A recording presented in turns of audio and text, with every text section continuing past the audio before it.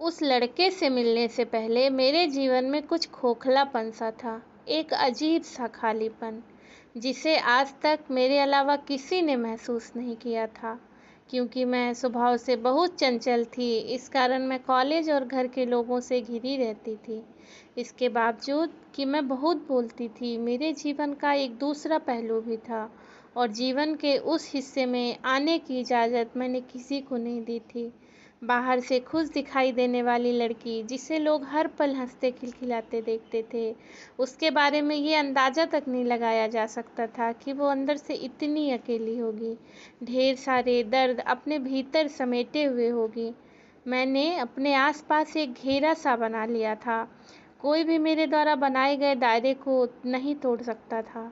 मुझे इस बात का यकीन नहीं हो रहा था कि वो लड़का मेरे बनाए गए दायरों को तोड़कर मेरी सोच में समाता चला जा रहा है। शुरू-शुरू में उससे बात करना महज एक औपचारिकता थी। सहपाठी होने की वजह से मेरी और उसकी अक्सर थोड़ी बहुत बातचीत होती रहती थी। लेकिन मुझे इस बात का इल्म तक नहीं था कि वो मुझे मन ही मन पसंद करता था, मुझसे दीवानों की तरह प्यार करता था। ये अलग बात थी कि आज तक उसने इस बात को मेरे सामने कभी ज़ाहिर नहीं होने दिया। मुझे छोटी से छोटी तकलीफ़ होने पर उसे मुझसे ज़्यादा दर्द होता था।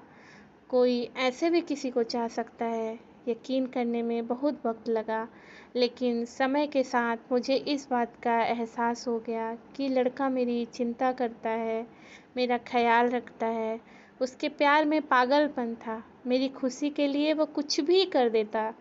उस लड़के ने बिना इस बात का ज़िक्र किए कि उसे मुझसे बातें करना अच्छा लगता है, मेरे साथ वक़्त बिताना अच्छा लगता है, बड़ी ही चालाकी से मुझसे दोस्ती के लिए पूछा। उस दिन हम दोनों कॉलेज जल्दी आ गए थे और क्लास में कोई नहीं था।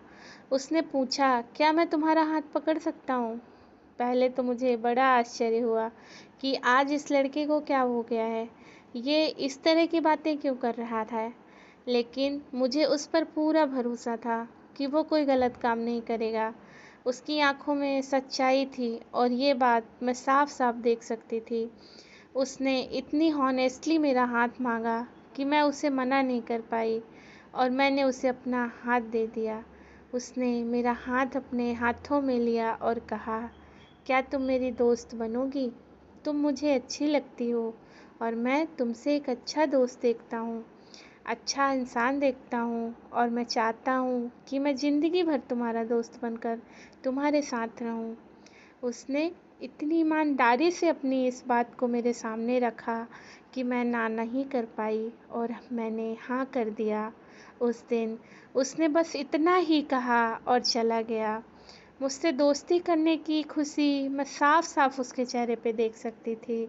मुझे ये सोचकर दिन भर बहुत हँसी आ रही थी कि किस तरह से डरते-डरते उसने मेरा हाथ पकड़ा था। मैं अच्छी तरह से उसकी काँपती हाथों को महसूस कर सकती थी और पूरे दिन उस वाक़ये को याद करके मुझे हँसी आ रही थी। मैं अकेले में भी बिना बात के हँसे जा रही थी। मेरे आस-पास रहने वाले लोग ये देखकर समझ गए थे कि कोई बात है।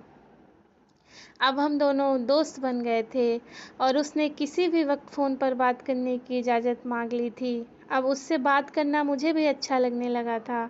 मेरे अंदर क्या चल रहा था मुझे समझ नहीं आ रहा, क्योंकि मैं उसके फ़ोन का इंतज़ार करने लगी थी, क्योंकि उसकी ओर खिंची चली जा रही थी। शायद उससे अपनी बातें शेयर करना मुझे अच्छा लगने लगा था।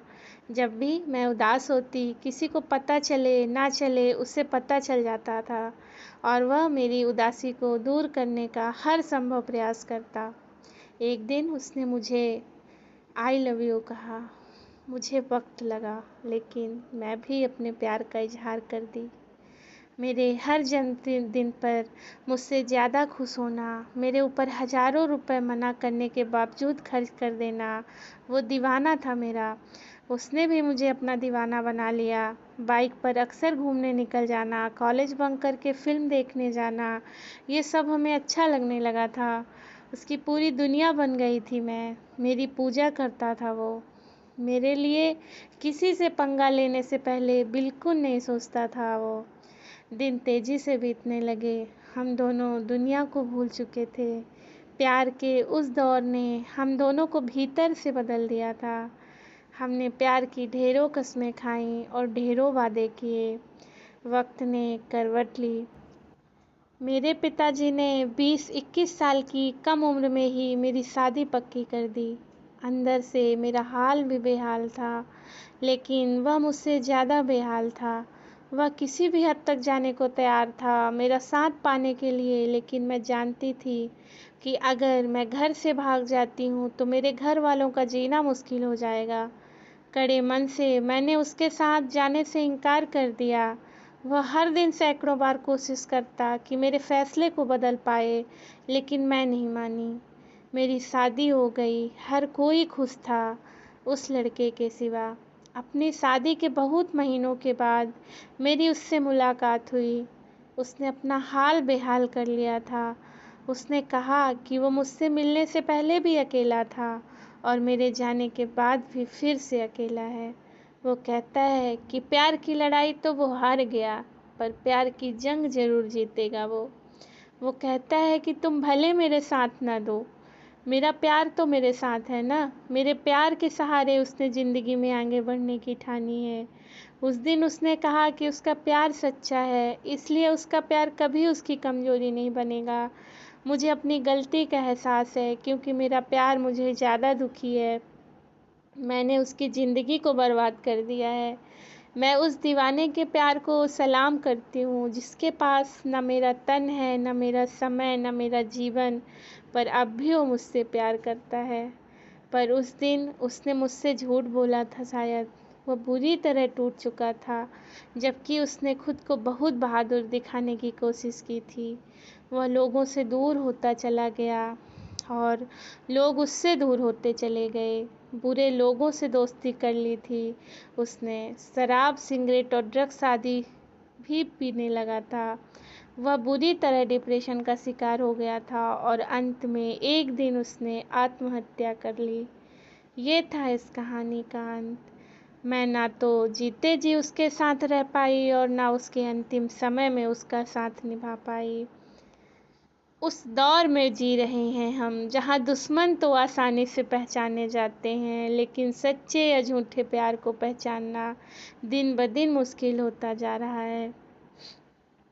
कैसी लगी ये दर्द भरी कहानी प्लीज़ कमेंट करके बताइएगा। और अगर मेरी कहानी आपको अच्छी लगती है तो चैनल को सब्सक्राइब और लाइक करना बिल्कुल ना भूलें। Thank you.